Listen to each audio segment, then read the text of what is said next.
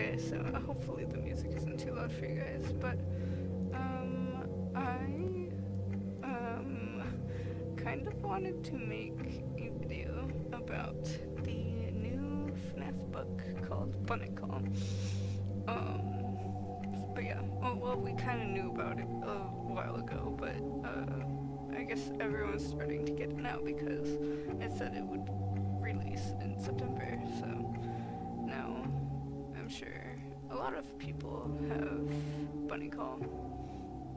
And, I just have a picture of the cover right here just so people know what the book looks like and they know what they're looking for if they want the book. But there are two stories that are really interesting. Obviously, the main one is called Bunny Call, and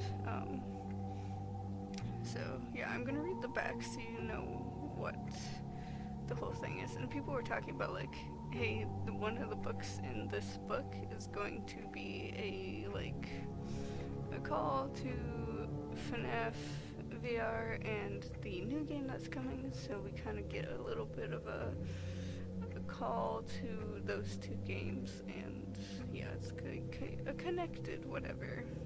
So the stories were connected in that way, or in some way. But anyways, here's what's on the back of the book so you kind of know what the thing is about. So the first one is: when left in darkness, rage festers.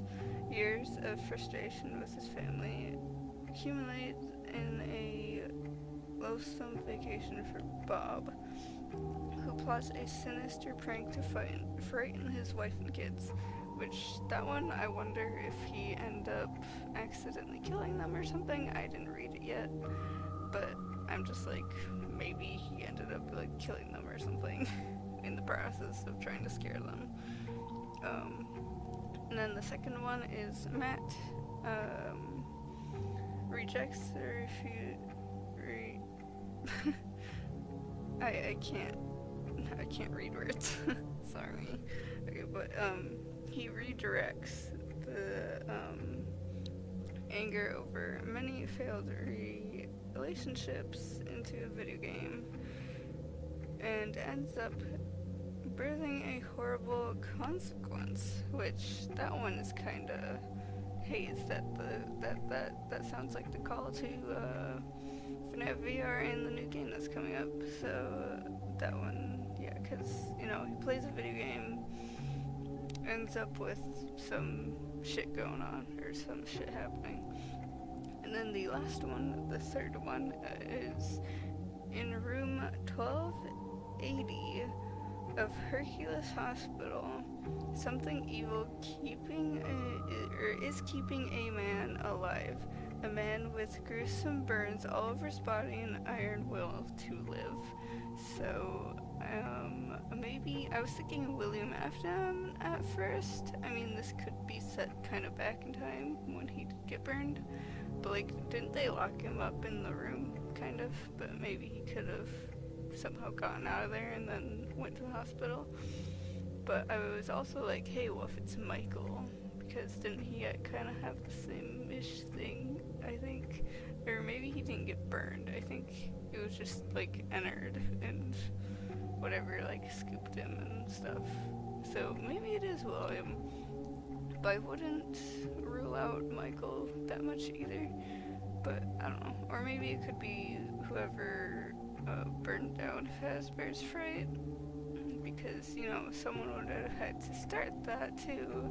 So there's William Afton got burned in there, so it could be him, or it could be the person that started the fire, which I don't know if we really truly know. Like, was it Michael who burned down Fazbears Fright? I don't know, but I kind of want to read maybe like one of these or both of these books here. It's already like 4 minutes into the video. I should just like start reading one of these, because whatever. I think I'm gonna read In the Flesh, because I think that one's what everyone is like talking about for like, oh, it's a call to the new game and whatever. So yeah, In the Flesh. Okay, here's the like whatever part where it's all dark and it's talking about the whatever dude. you're so lucky you just get to sit around and play video games all day. Ooh, so he's like talking to this person in the book.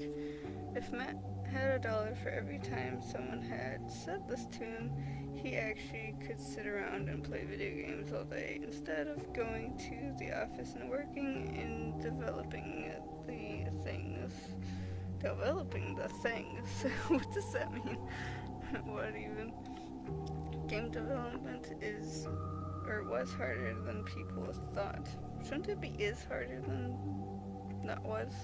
I don't know, whatever. It was a great job.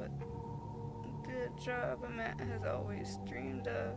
Back when he was a kid, pretending to be sick, he could stay home from school and to make simple games in his family's home computer. On his family's home computer, whatever. But there was a huge difference between working on games and playing them. Many parts of the process were, I don't know, accelerating. Many parts of the process were accelerating. That first brought of inspiration when he had the idea came to you. The triumphant moment when you saw all of your plans come into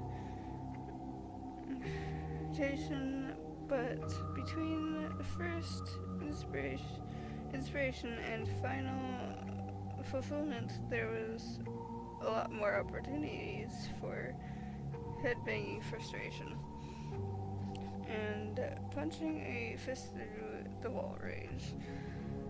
One small programming error could mess up the whole game. Yeah, that's the shit thing about making games. Like, I never made a game myself, but yeah, I can understand that whole whatever. Like, one little thing could fuck everything up. And backtracking to try to identify such an error was incredibly tedious. Yeah, that too. People who love to play video games often thought their skills in gaming gave them the skills to design games as well, but this wasn't any truer than thinking that since you knew how to read books, then you could also know how to write one. For now, Matt was eating, sleeping, and breathing his job. He had handed the role of creating and fulfilling the AI in Springtrap's Revenge. Ooh, a new cutting-edge virtual reality game that was to be the next installment in popular Five Nights at Freddy's series. It was the most high-profile game that had ever worked on, that he had ever worked on, and that he knew it was going to be a tremendous hit. How could it not be, with the exciting combination of virtual reality and the established Five Nights at Freddy's characters that gamers already loved to fear?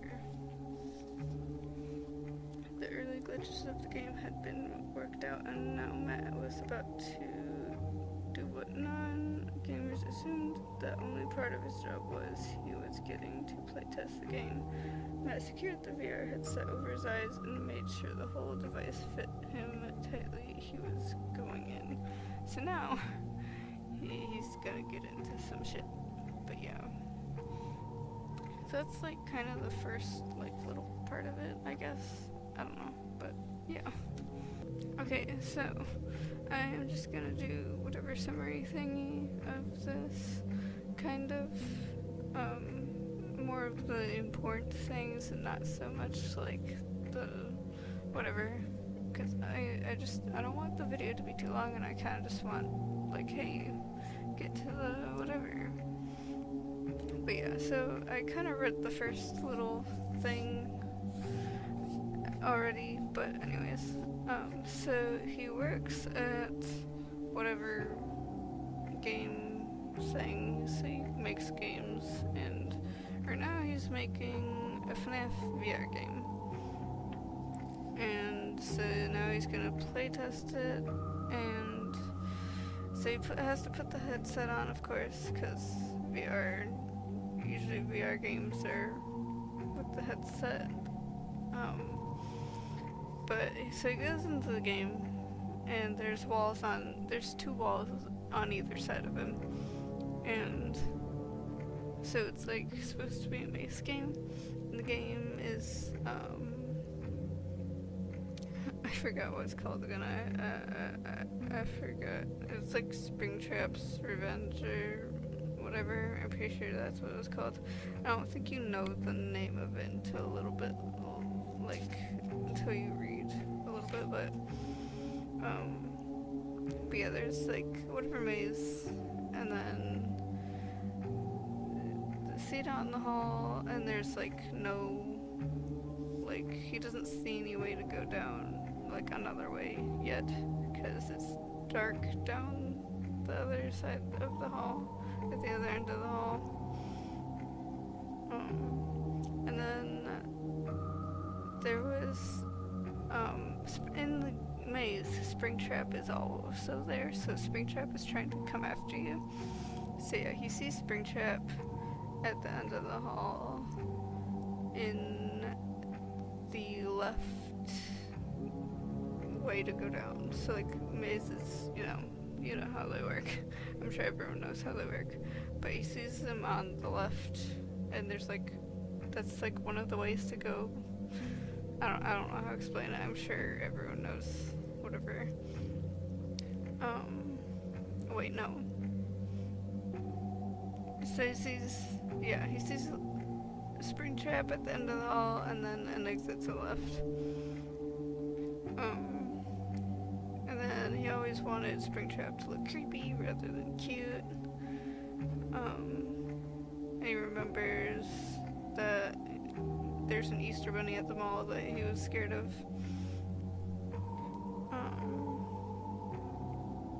And then he's talking about like how his eyes are glowing and the smile on his face is really scary and whatever.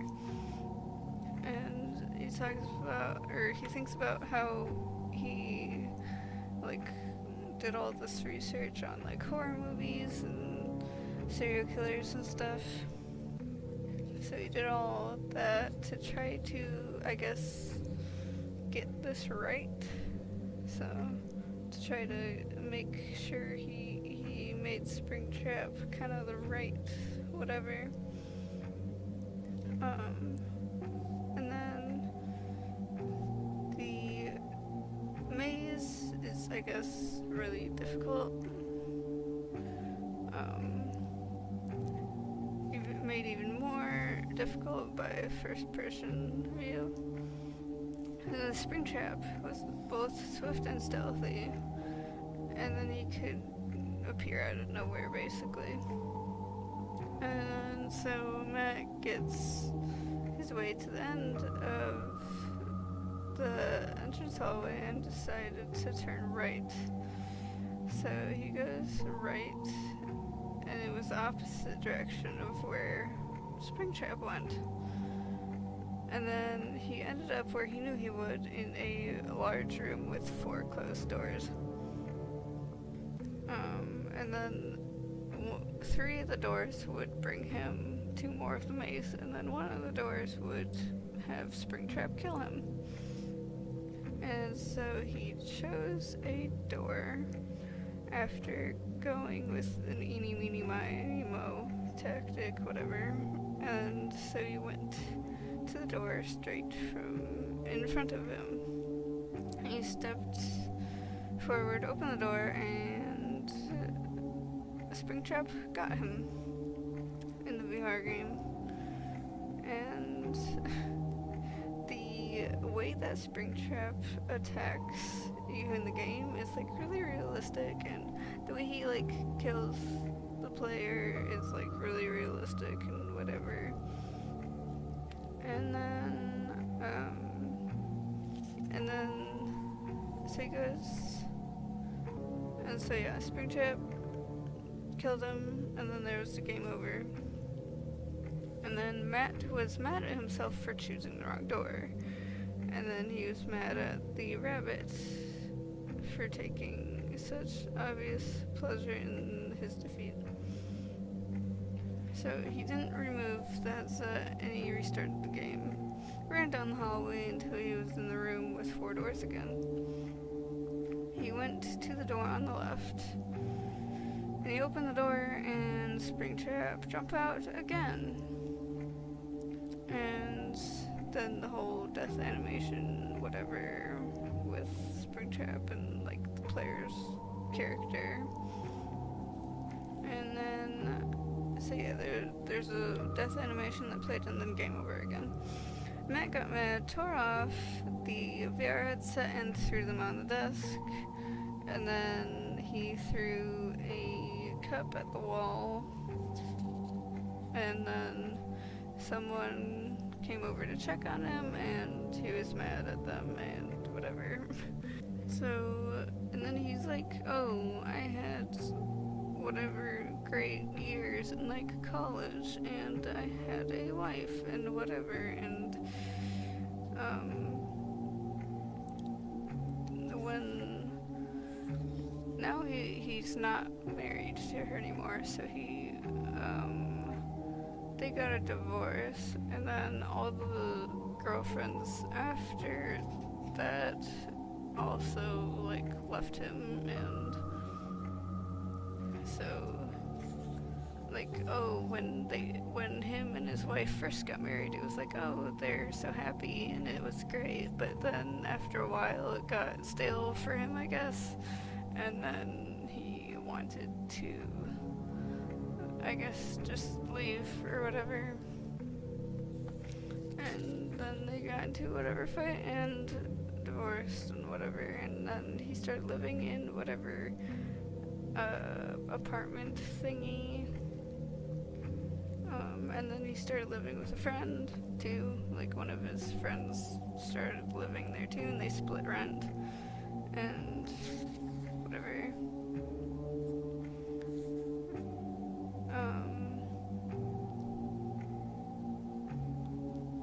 After all of the whatever shit happening with his wife and them getting divorced and stuff, he went into his games and kind of just like focused on that so much and whatever. But yeah, so no relationship for him really worked out. And then so he went on the VR headset again, ran down the dark hallway and turned right into the room with the doors again.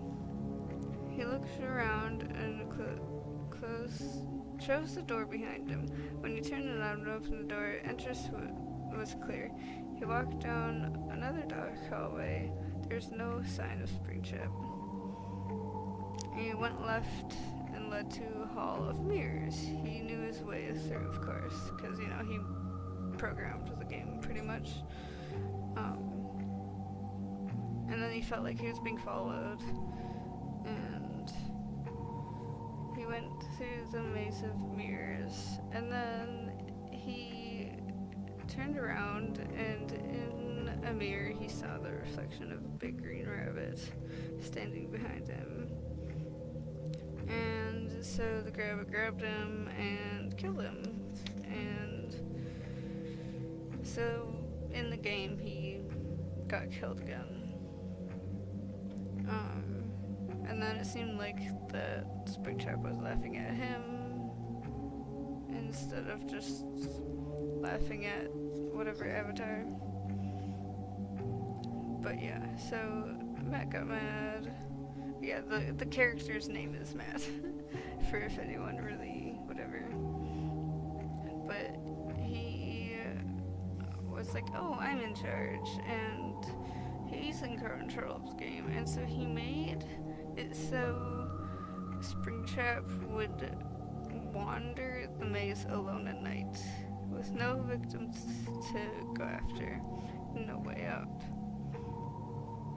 And he also sped up the game's time frame by 1,000 for each minute passed in real time. 1,000 minutes passed for Springtrap. So, yeah. And then, and Matt found himself laughing, and he hadn't laughed in a long time, and he also drove home laughing, and yeah. And then, when he went home, there's this friend, Jason, from college, on the couch playing video games and whatever. And so they like talked and whatever. It wasn't like too important for them, or like that's not like super important.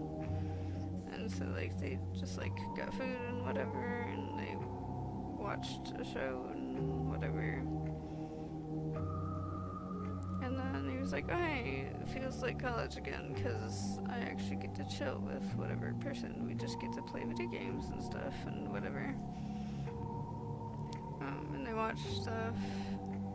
And then, yeah, he was thinking about Springtrap again. And Springtrap being in the maze made him feel better again. And he had a sleepless night. Matt was happy to be back at work. There's less things. There at least things were interesting some of the time.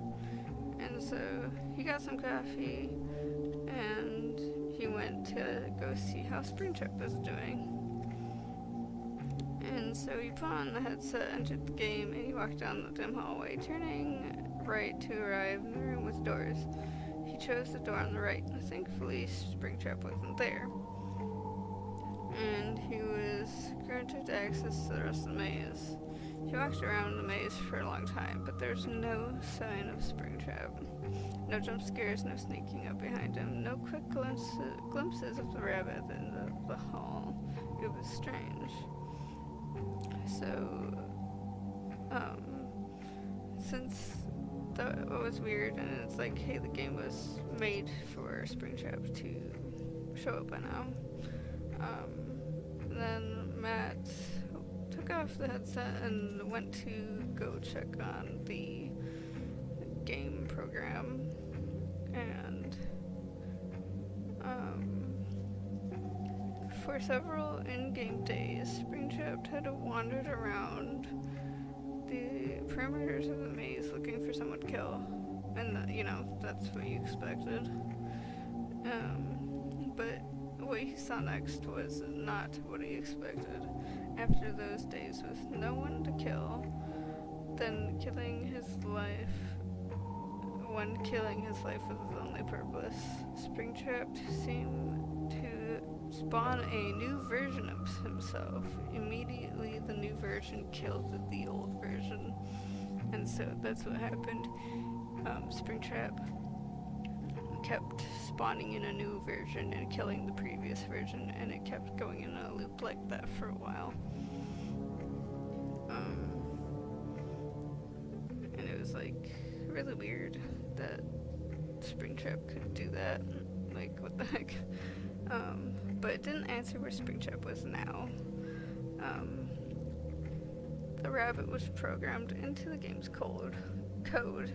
He didn't have the ability to truly permanently kill himself. He would always respawn. He had to be somewhere. And so he went into the game again with the VR headset, and he searched parts of the game where Springtrap wasn't even programmed to be. After having spawned and killed 500,000 versions of himself over the course of the night, Rabbit seemed to have disappeared. But he couldn't actually disappear, right? It was not possible. So it had to be in the code, right?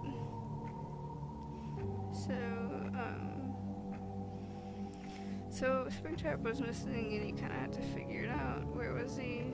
What the heck happened to him? So,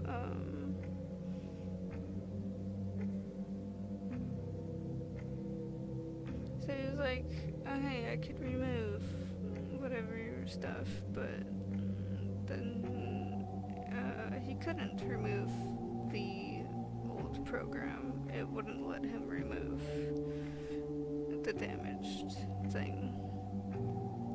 So,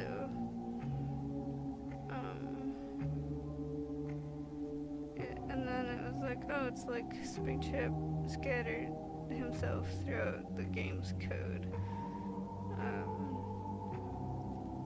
And then there's like the game's release was going to be soon too, so like the code being all messed up is very bad. And then he's like, oh, I'm gonna check in the game again and figure out some way to reverse it. And then so he went around the maze looking for signs of Springtrap. And then he turned a corner and caught sight of something green up ahead. Springtrap's lifeless body was on the floor. He was splayed on his back with his torso split wide open. And you should remember that the way Springtrap is laying on the ground is important to remember. Springtrap was laying on the ground on his back with his, I guess, torso split wide open. And that's important. So Matt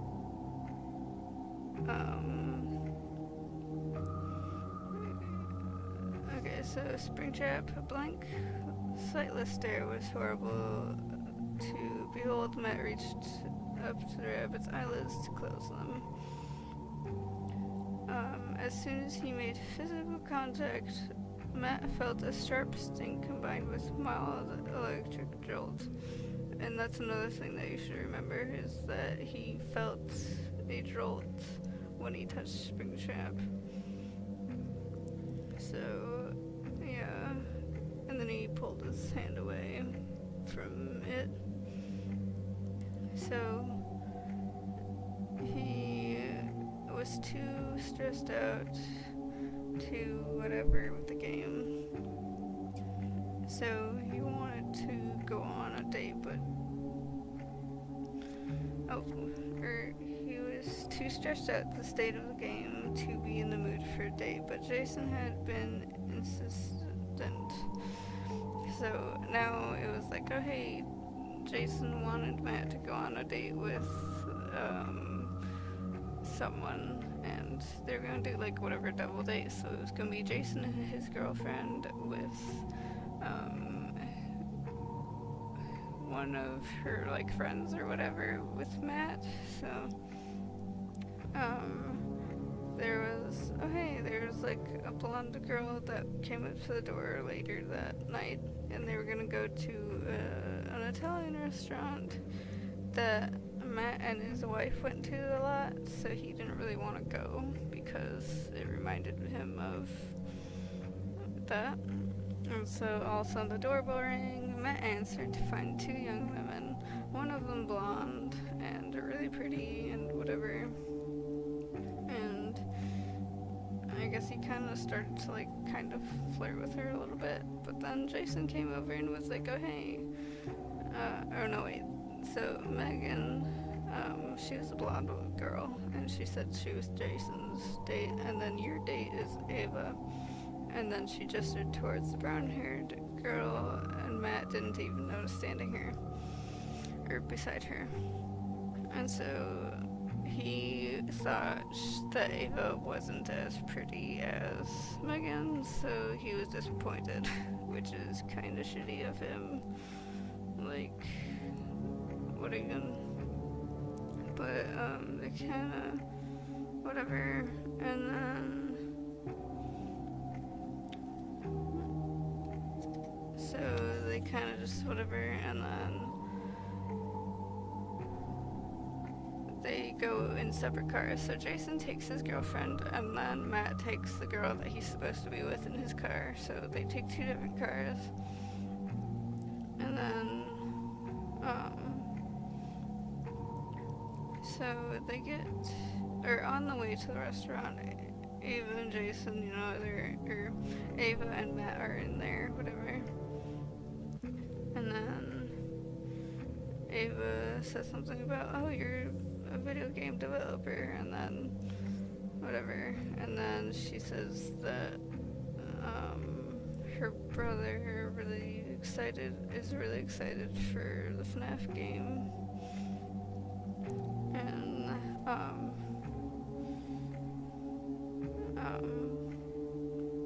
he asks her what she does, even though he wasn't really interested.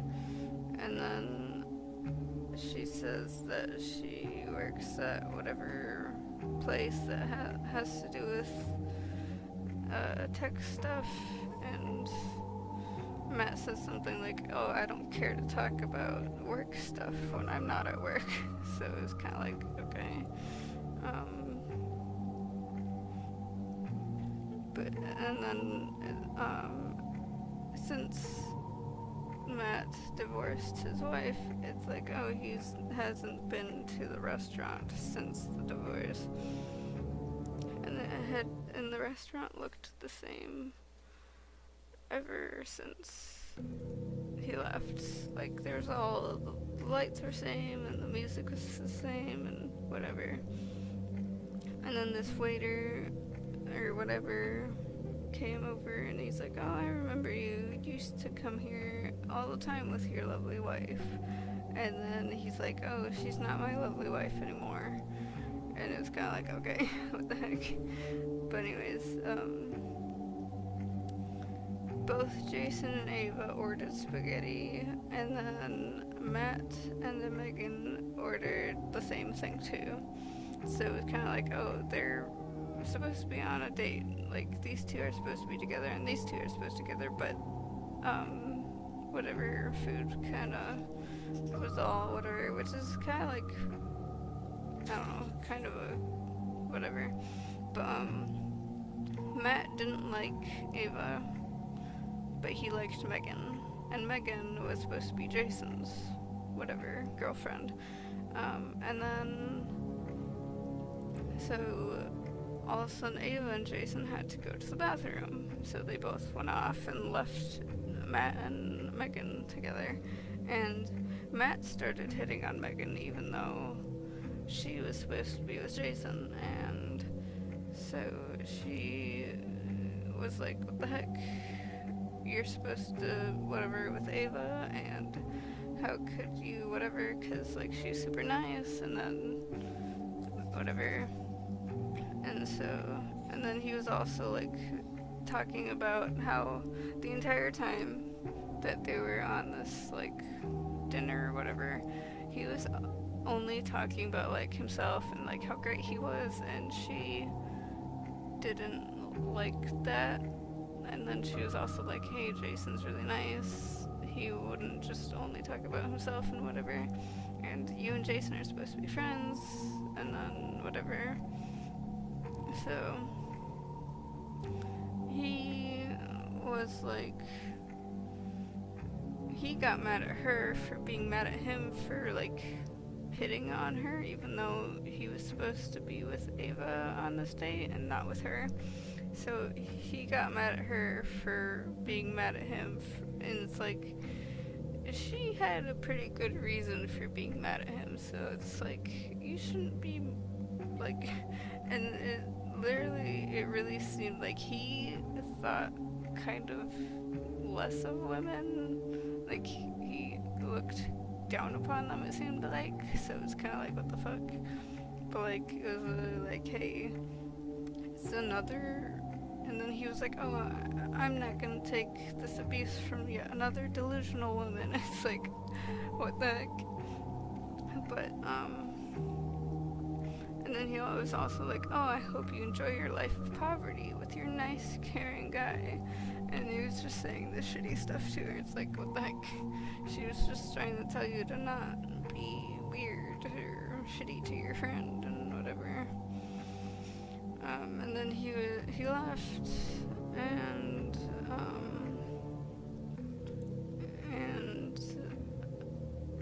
he forgot to pay his part of the bill for the food, but then he was like, oh, I don't care, they can take care of it, like, they whatever. and he drove super fast back home, and yeah, and they also took the wine bottle, so like at one point they ordered whatever alcohol on the date, and then he like took the entire bottle with him home. So, and then he woke up feeling sick, and yeah, so he at one point like threw up and stuff. He tried to eat, but then he threw up, and yeah. And then he was like, oh, if I'm sick, I can't go to work. But then he was like, whatever, I'll fix it, and then I'll go home and whatever.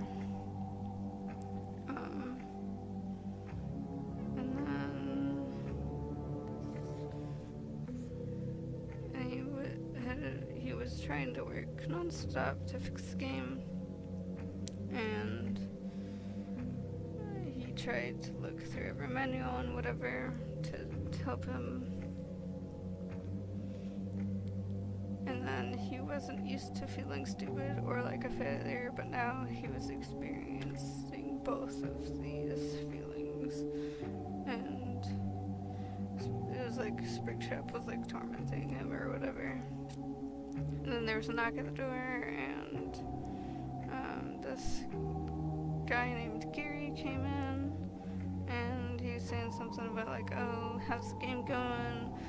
The deadline is in like a little bit, or in a few days or a few weeks or whatever. And he was like, yeah, whatever. And then he was like, whatever.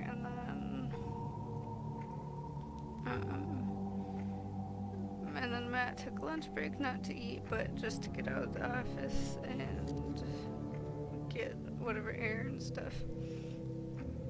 And then he went over to I guess like a bar or whatever, and then he went to get some soda at the bar to try to make his stomach feel better because he felt sick. And so he got some soda, and he was thinking about trying to fix the game. And then he saw some video games over in the corner of the bar, and he stared at it was basically a Pac-Man game, but it doesn't say the name of the game in the book, but it describes it as being Pac-Man basically. So it's like old maze game, watching a weird yellow ball guy being pursued by a candy-colored ghost. So yeah, it's basically just Pac-Man. Then he thought, I can just program a new Springtrap that follows the path it's supposed to. The old program is so messed up it won't have any impact on the game anyways. And no one will know it's there. And he's like, why didn't he think of this before? And now the problem is pretty much solved. And then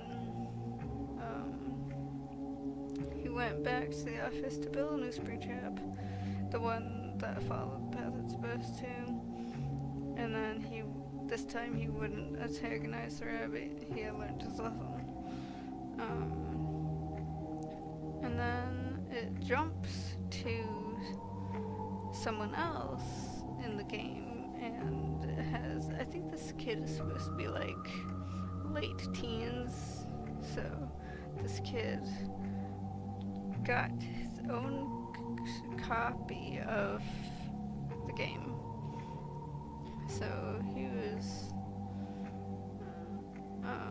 got that, and then now at least, so he went to get his own copy of the game, and he's had his own early copy of Springtrap's Revenge because he was able to get through whatever thing and get the game for himself somehow. He's going to be one of the first people, if not the very first person to play the game, and with his superior gaming skills, he might very well become the very first person to beat the game too. it would be an accomplishment. He put the VR headset and was ready to play. So he created an avatar that looked like his ideal self. So this kid kind of was a bit like Matt, where he was kind of like this, kind of a narcissistic type of person in a way, so it's kind of like, okay. But, so he got in the game and made his avatar, and then he found himself at the end of a dark hallway. He walked to the opposite end, and there was a door on the left and a door on the right. Randomly, he chose the one on the right, and he found himself in a room with 4 doors. He clearly chose.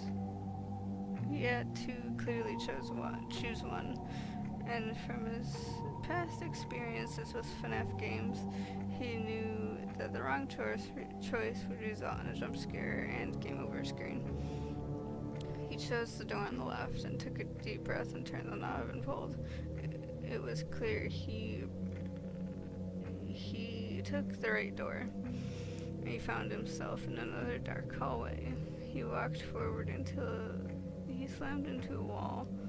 He had to say the VR features were impressive when his avatar hit the wall and he could feel the bump. And he made his way to the right, where there was a passage forward. He continued feeling his way along the wall.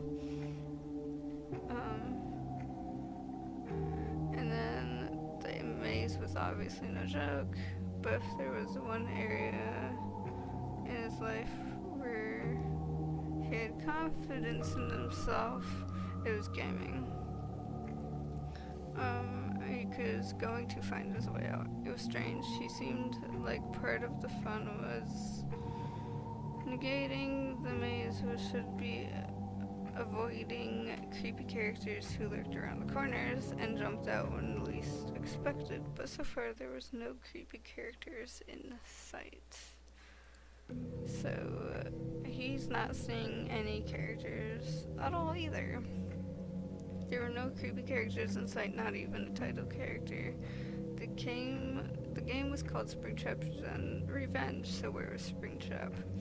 And then his mom called for him to eat dinner, and then he was like, be there in a minute, and he wasn't leaving the game until he found Springtrap. And then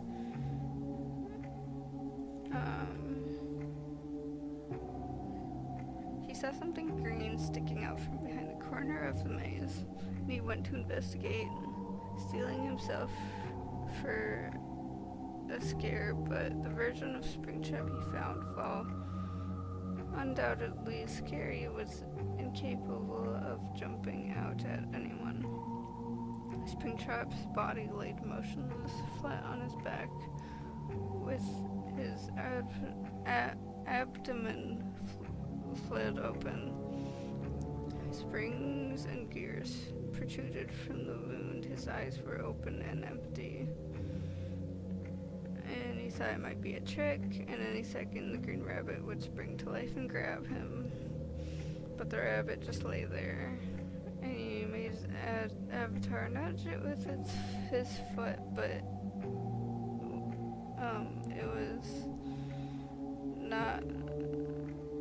it didn't do anything to Springtrap.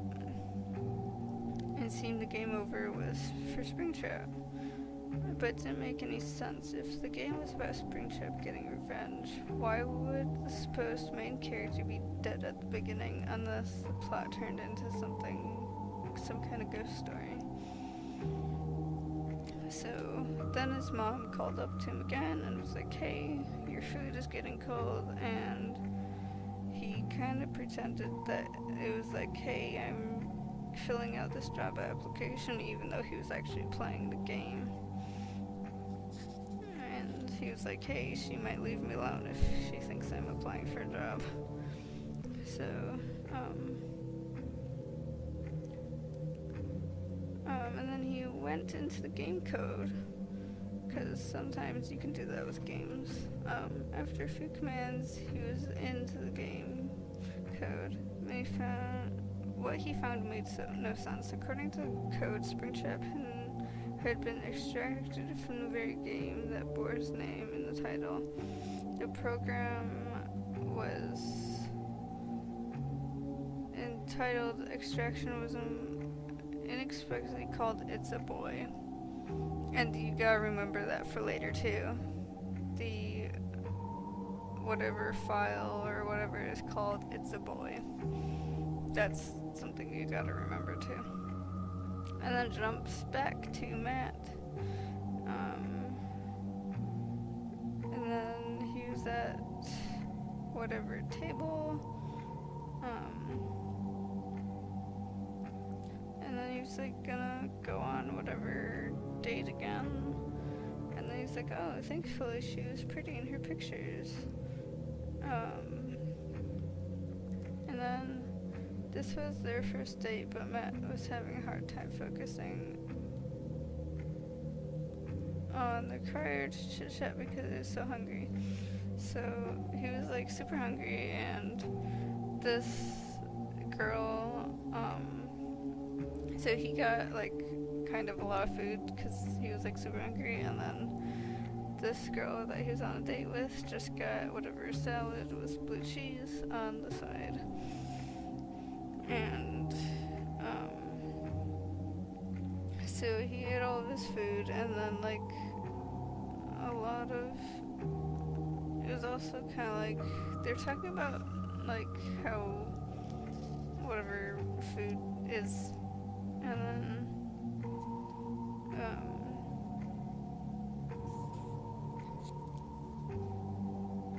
when the food arrived, then he had whatever steak, and then of course she had her salad.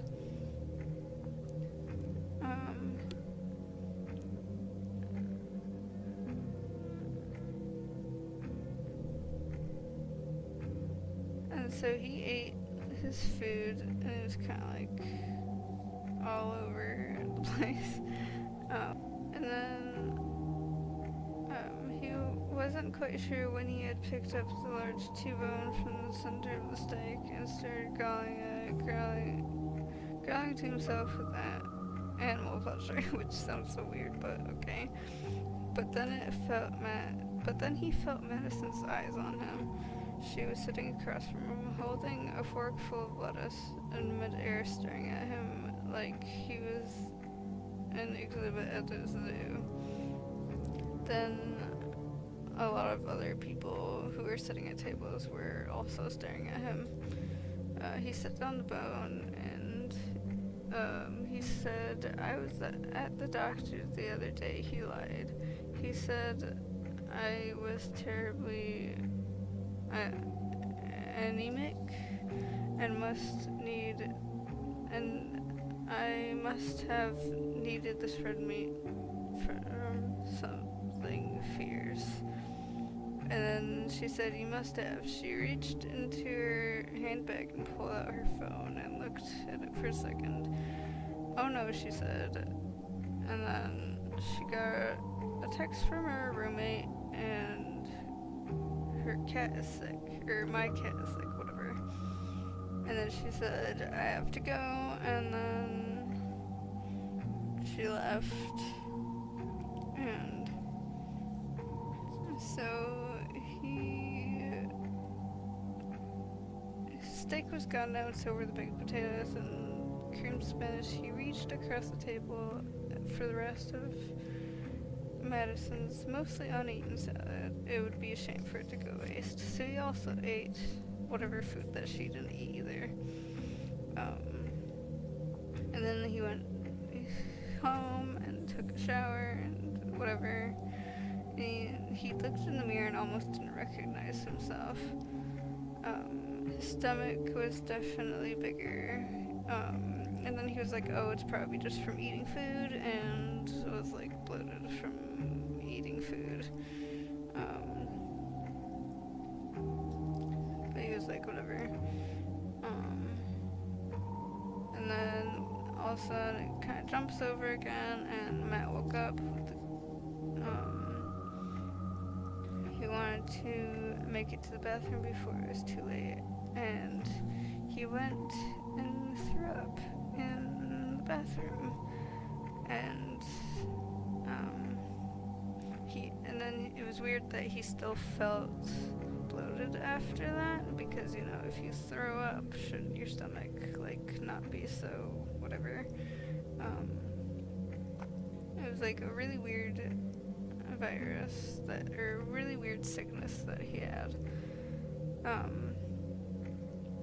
And then he went to work, and then Jamie, who, I mean, in the book, you kind of knew her already anyways, but she asked if he was okay, and he said he was fine, and asked her if she knew of any sickness that was going around, and she said she didn't.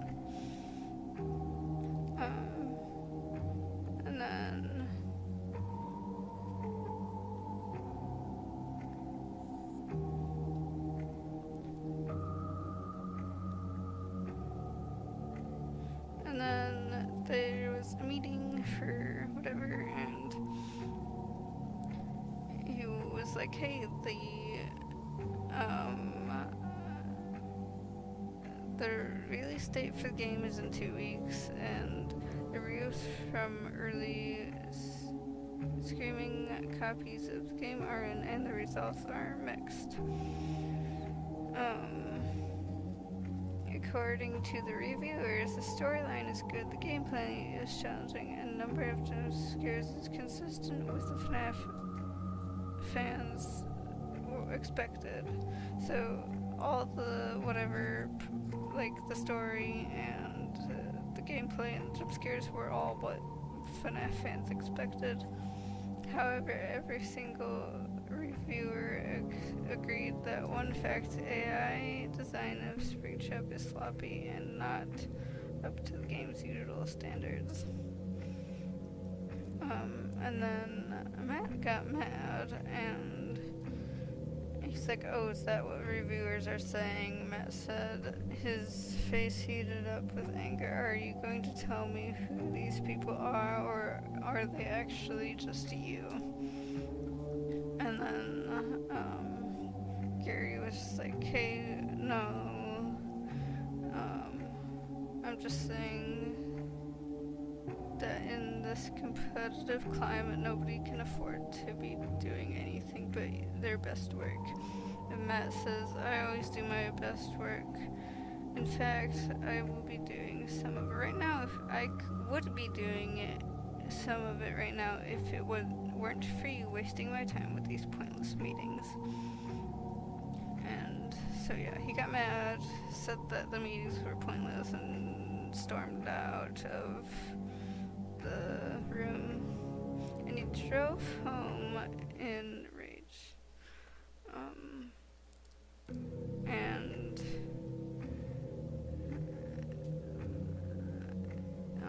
he broke the speed limit by double digits and powered through red lights. Let any cop pull him over, he thought, just let them.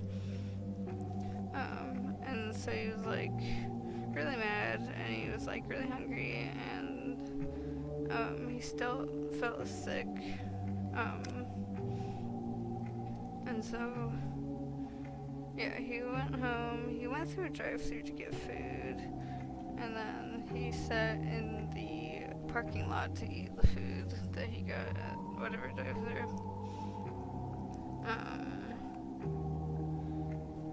And then he went to the apartment, and Jason was packing up his stuff and his video games and all that. And then Matt asked what's going on, though he had a feeling he knew. And Jason was like, hey, Megan finally told me what you did. She said she almost didn't tell me because we were roommates. But then she decided that I needed to know. She said you hit on her when you were supposed to be getting to know Ava. You gave her your number when you knew she was on a date with me. And then was like, if you want me to apologize, I'll apologize. He didn't see the need for an apology though. He hadn't tried to forcefully take Megan away from Jason. He just, and then Jason was like, no, see, that's just it. I don't want you to apologize. I just want you to stop being a jerk. But unfortunately, I don't see that ever happening. So I'm moving out. You spent your whole meal, you spent our whole meal the other night talking about your how successful you are.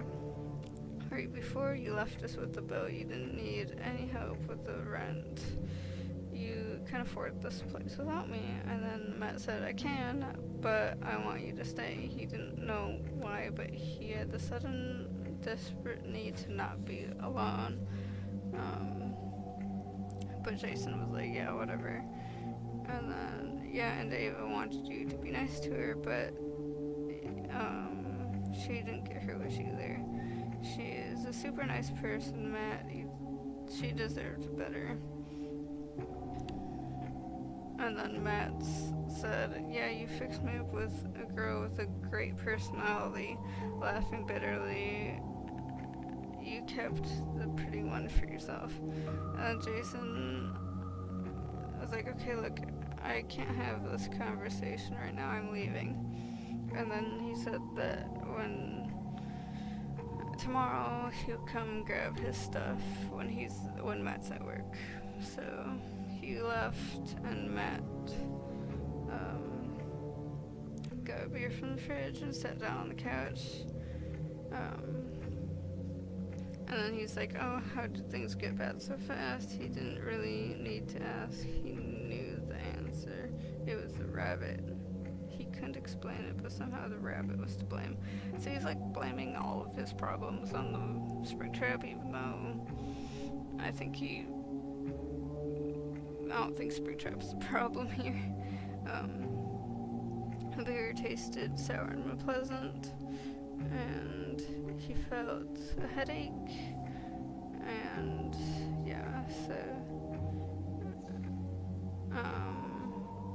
was it possible that he got hit in the head hard enough for not to form and didn't remember it? And if he didn't remember it, what did that mean? That he had some kind of brain injury that caused him to lose his mind, or did he have physical health, or his mental health should be worried about? Matt needed someone to talk about his problems, but there was no one. Hannah had abandoned him. The strange and ungrateful girlfriends had abandoned him, and now Jason, his best friend, had abandoned him. And if it weren't all bad enough,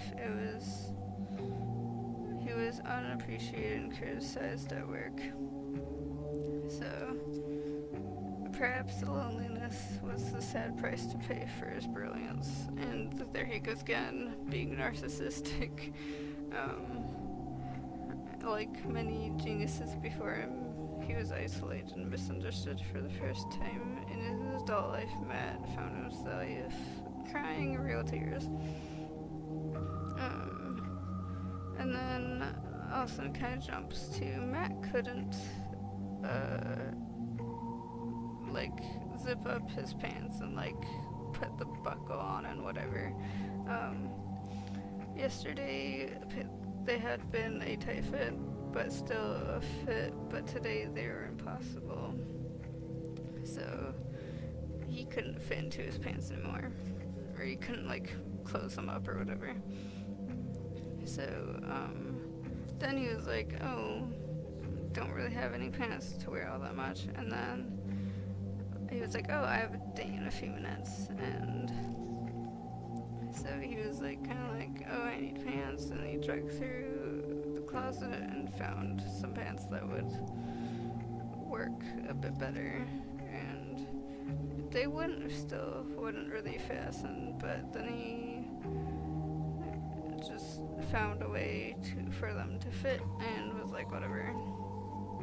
And then he went to go meet his new date, and it was at the bar that he was at before. And then it was like, okay, this girl named Emma was the girl that he was meeting. Emma was lucky to go out with him. He didn't recognize her at first. She was sitting at the table alone, gave him a little wave. Her face was pretty, like he remembered it being on the dating site. And so was her hair. But the picture she used on the site must have been taken a good 25 pounds ago. The girl was big, and it was a good thing he hadn't committed to taking her out to dinner. He probably wouldn't have afforded to feed her. So here he's like fat shaming her, even though he's like really wanted to talk. And it's like, what the heck? And it's like, why are you so whatever about looks? Like, who the fuck cares? And then he's like, oh, it's too late to dip out of the date now. She already spotted him. He paused on a smile and walked up to the table. And he said, Emma, and then Matt, and she smiled and had him sit down. And then they got whatever drinks, and yeah, so they got whatever, and they kind of talked a little bit, and then she said that, oh, thanks for picking out this place, it's really cool. I'm ashamed to admit I don't get out much. Most nights after work I just go in my pajamas and watch Netflix. And then Andy a gallon of ice cream, Matt thought, but he just smiled and nodded. And Matt's like, yeah, sometimes I just end up hanging out with my roommates and playing games, but then he remembered Jason wasn't his roommate anymore, but he didn't need to tell her that. And it was kind of like, okay, like, you don't want to tell her that? Like, what? And then he thought he didn't need to tell her that because he already knew he decided he was never going to see her again because, you know, he's that kind of person. And then, well, you're a video game developer, she said. So when you hang out and play video games, it's like research, right? And then also something started feeling weird in his stomach, and then pressure was building in an unpleasant way, almost like a force was pushing his stomach from the inside. He took a sip of his drink, which hit his stomach like battery acid. And Emma asked him if he was okay, and he said yeah, but he wasn't. And it felt like he was going to burst like an overripe berry. So he was like, so he told her, like, let me just go ahead and tell you this right now. It's not going to work out. You enjoy your drink, I'm going to say goodnight.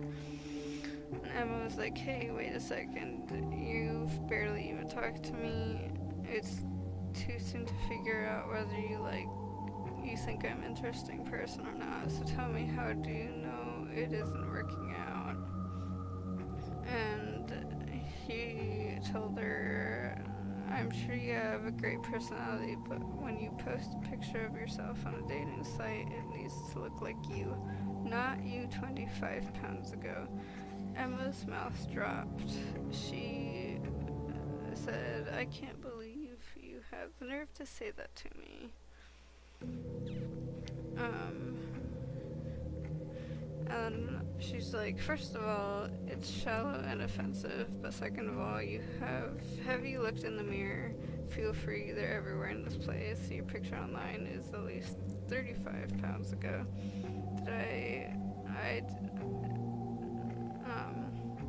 Did I notice that when you came in? Sure, but it didn't bother me. What does bother me that you're a giant hypocrite.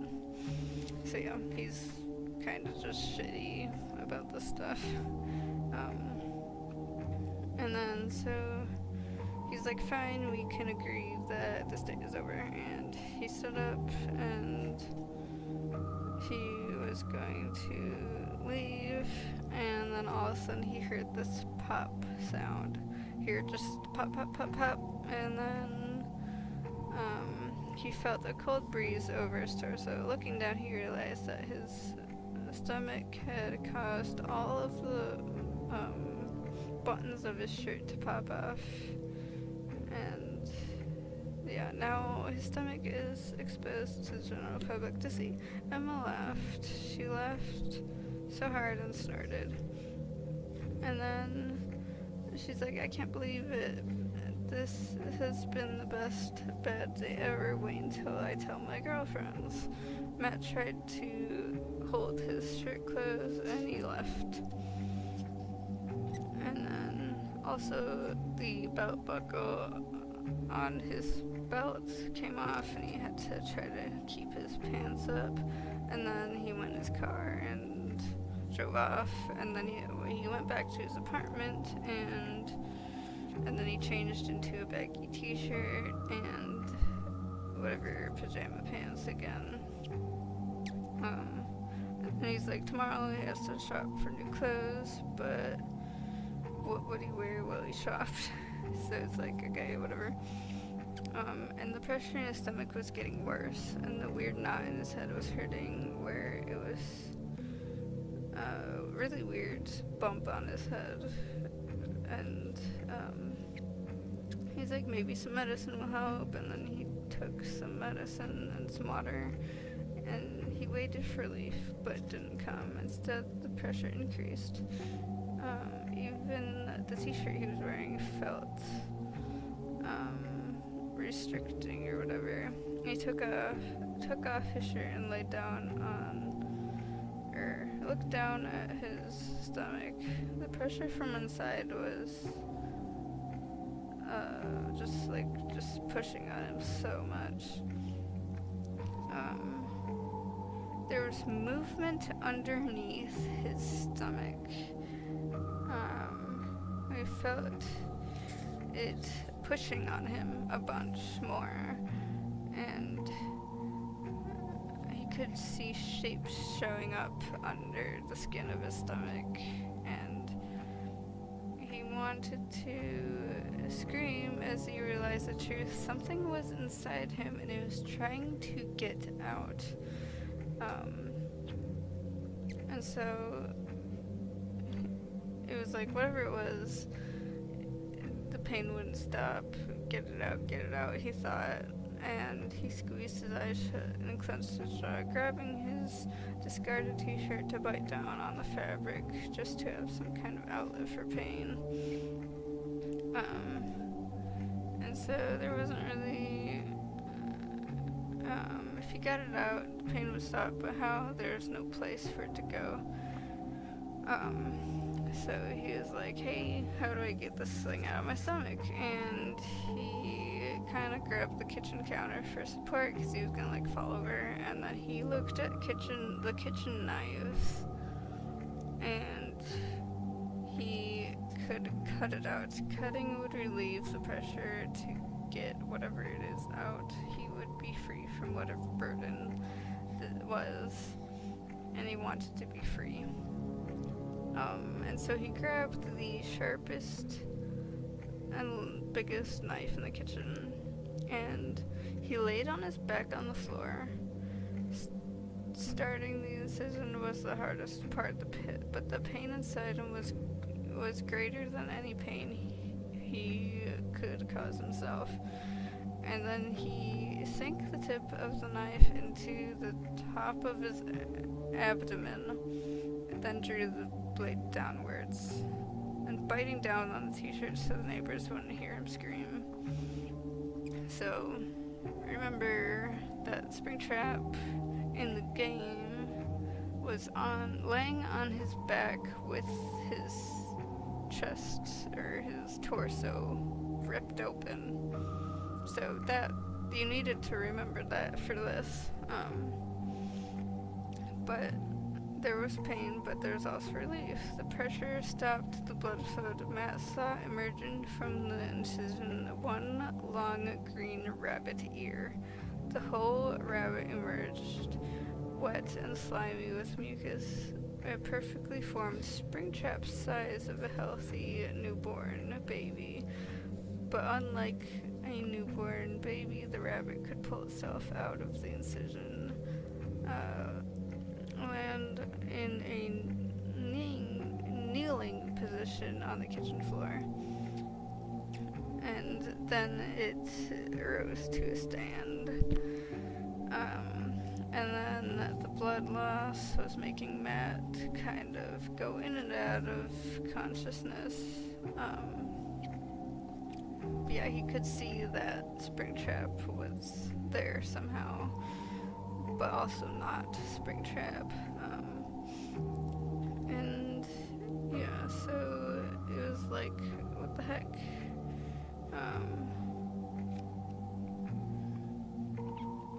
This one was realer, more organic than the one in the video game. Matt's mind drifted back to his story. His mom had read to him when he was little about a stuffed toy rabbit that wished so hard to be real that it became real. And the Springtrap that stood over Matt's bleeding body was not whatever of code, and that somebody like him had programmed him in a computer.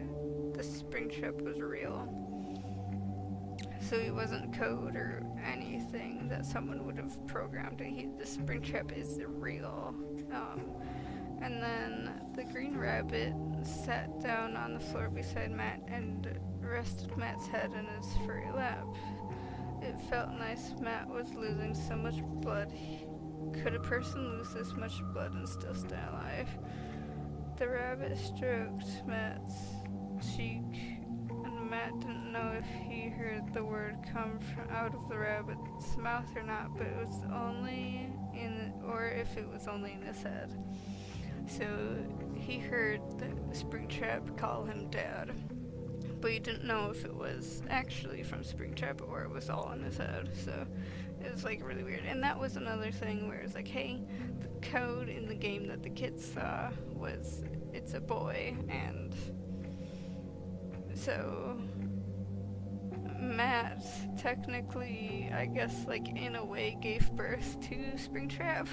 It's like really weird, but I guess that's kind of what happened.